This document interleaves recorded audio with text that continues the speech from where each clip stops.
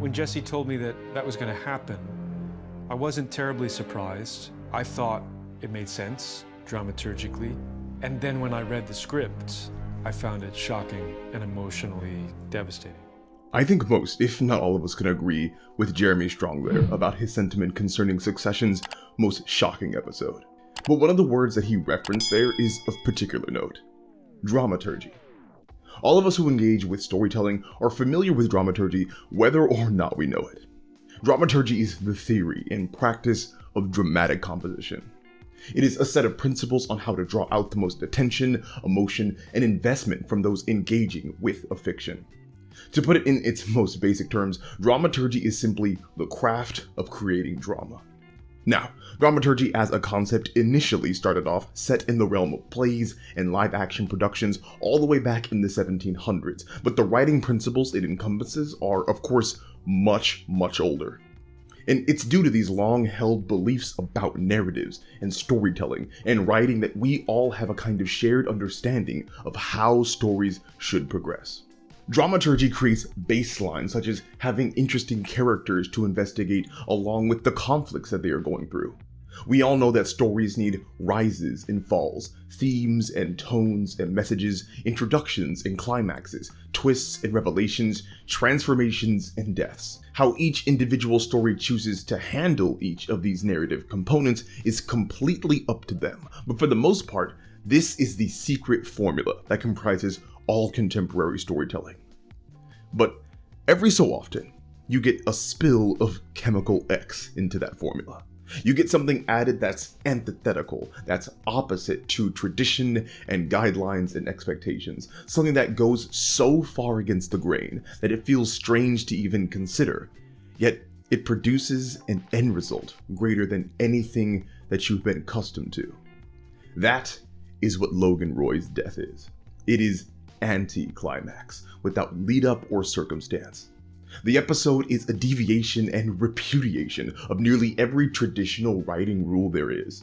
It's an overt turn away from the sacred guidelines that dramaturgy has created over the centuries.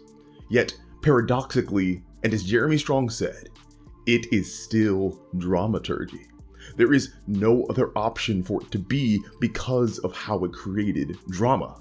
And I think this concept in writing is fascinating. The idea that something can completely buck the rules of writing, yet still succeed so wonderfully in creating drama.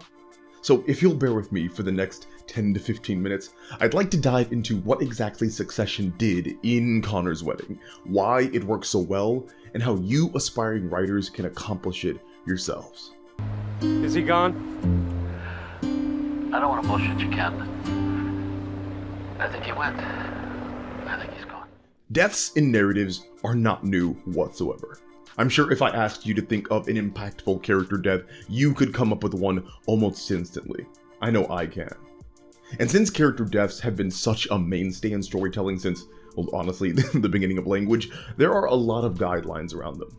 These guidelines are important for us to understand because they make up traditional dramaturgy, and only by understanding tradition can we then learn how to effectively subvert it. There are so many dramaturgical components to character deaths that I will not be able to break down all of them, but we can take a look at the biggest ones by examining popular fictions across time.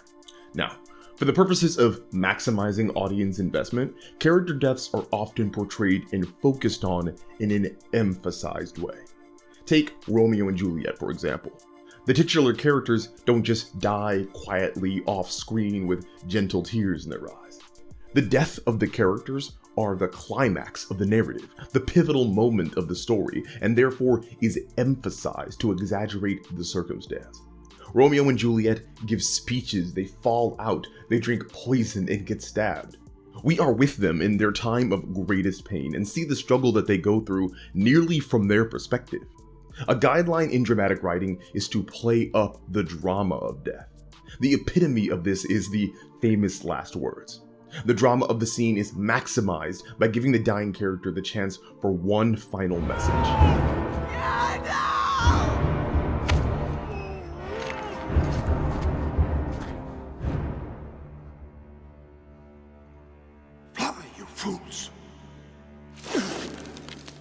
It's focus and attention like this that emphasizes death.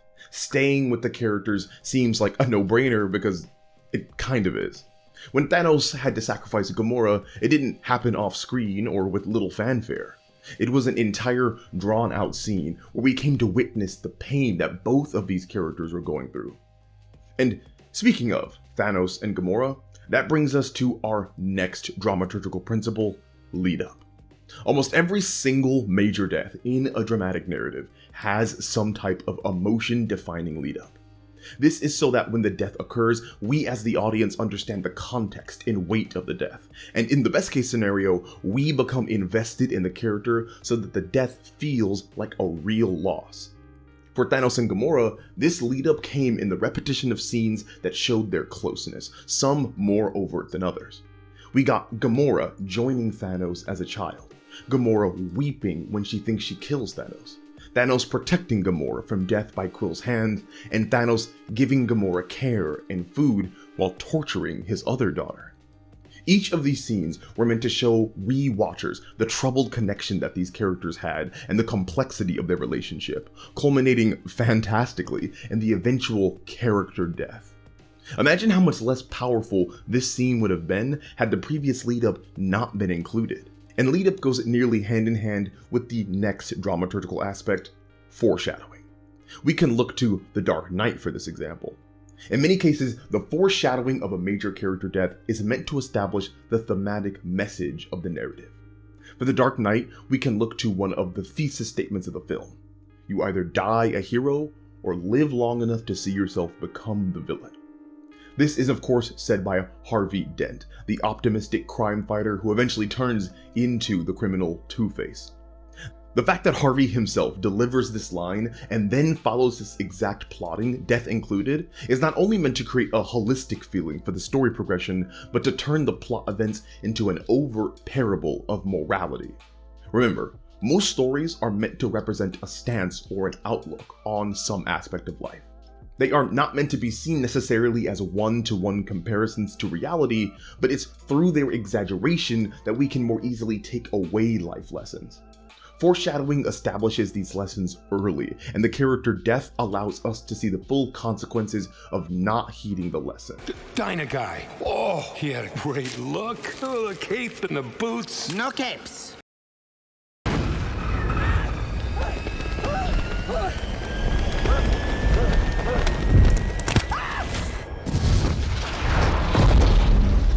Next up is the dramatic timing of major character deaths. We can actually turn to the contemporary fiction most popular for deaths, Game of Thrones.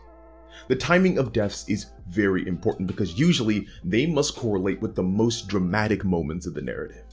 This usually comes when the characters are facing their greatest struggle, and this usually occurs at the end of the second act or somewhere in the third act, oftentimes the climax itself. If you look at Game of Thrones, the majority of big character deaths occur in the last 2 episodes of the season. Seasons 1, 3, 4, 5, and 6 all have major character deaths in the second to the last episode, and we all know the major death at the very end of season 8. Now, some people might think this is just the formula that Game of Thrones has uniquely set up for itself, but it's really just an exercise in well-executed dramaturgy. The show keeps you invested in the progression of the narrative all the way until the final moments of the season, and then when the drama of the plot is at its highest, it brings forth a character death to correlate to that drama. The death acts as a payoff for the aforementioned lead-up, and is surrounded by built-up drama so that itself becomes more dramatic.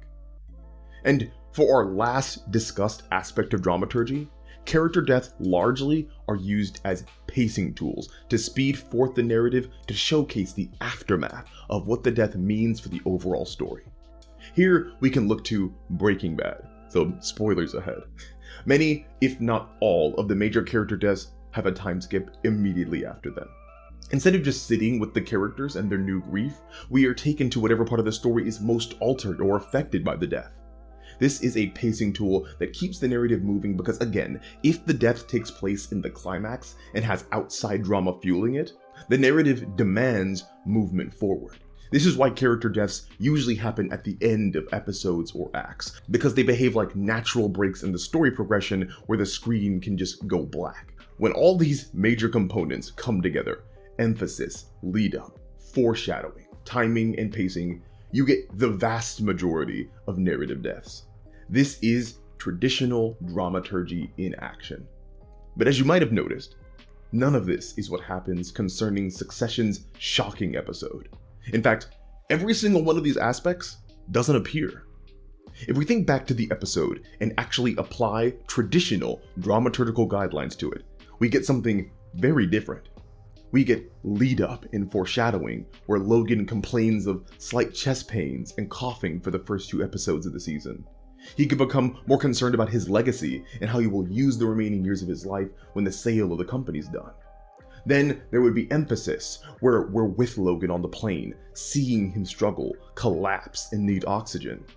Traditional dramaturgy would have us be there as the situation got worse and worse, slowly ramping up until the point where Logan is finally pronounced dead. And traditional timing and pacing would dictate that his death occur near or at the end of the episode. We would see the reactions of the children and the company members, showcasing the gravity of the situation. Then once the emotions of the aftermath had been properly portrayed, we would cut to black and the episode would end. Now, even described like this, it seems like a really cool sequence in context of the show. If the episode had followed traditional dramaturgy and narrative structure, we would have still probably gotten a wonderful sequence. But what I described feels distinctly different, doesn't it? While still good, it feels like a scene that we might have already witnessed in other fictions. What we got in the episode, though, is completely unique. An expression of dramaturgy that forges its own path to craft one of the most uncomfortable and therefore immersive narrative experiences that HBO has to offer. Succession's sequence is all about honoring not drama, but reality. We didn't really have a death scene for Logan, and that was obviously intentional. We wanted to capture a feeling of death that people experience in the modern era of separation, of communication over phone and email.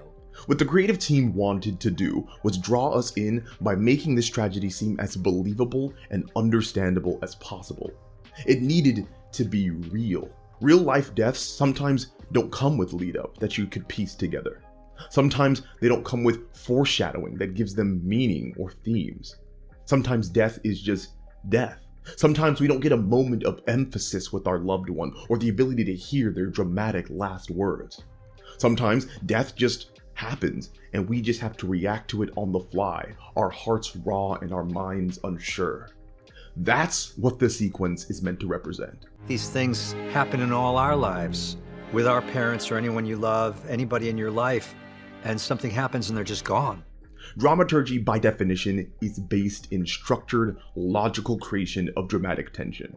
Yet Logan's death twists the formula by presenting everything as unstructured as possible. It is the death of arguably the most important character in the middle of a random third episode. It is anti-climax through and through, and the sudden nature of the events puts us in shock in line with the characters. The kids are stuttering and frantic. Characters are repeating themselves, contradicting themselves, getting information, conveying information, and it goes on for nearly 27 minutes uninterrupted. It's not neat, it's not structured, it appears so real and personal that you almost don't feel right watching it. And that too was a concerted effort by the creative team, down to the camera work. In the planning of the shots, it felt to me like the camera had to be almost sadistically voyeuristic. It had to stay really close without kind of taking its eye off them, because every time we cut away from the siblings, it seemed to let them off the hook. So we worked on this idea of how could we keep the action as fluid as possible so that, so it's unflinching. And to top it off, there is no skipping forward to the next most dramatic moment after the death. There's no pacing that pulls us away from the characters and their struggle. The most important aspect of this episode is that we sit with the Roys in their discomfort. Very few fictions are willing to devote this much time to absolutely no narrative progression.